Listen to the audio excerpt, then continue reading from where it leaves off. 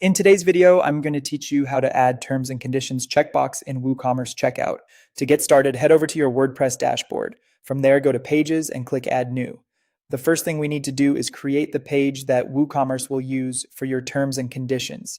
This page is important because the checkbox on the checkout screen will link to it, so customers can review your policies before placing an order. Once the new page opens, add a clear title, such as Terms and Conditions. Then paste in the details of your business policies. This can include things like purchase terms, refund information, shipping rules, limitations, or any legal text you want customers to agree to before completing their order. Make sure the content is complete and easy to understand, because this is the page your customers will rely on during checkout.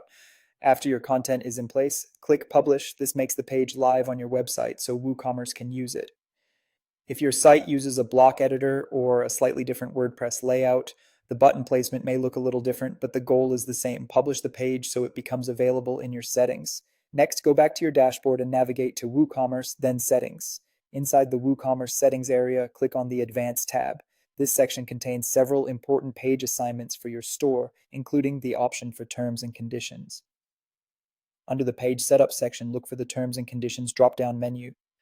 This is where you tell WooCommerce which page should be connected to the checkbox at checkout.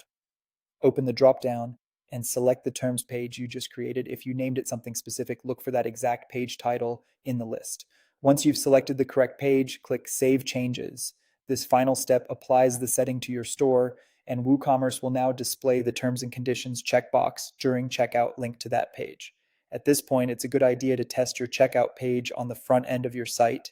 That way you can confirm the checkbox appears correctly and that the link opens the right page. If you don't see it right away, try refreshing the page or clearing any site cache. And that's it. You've successfully added a terms and conditions checkbox to your WooCommerce checkout.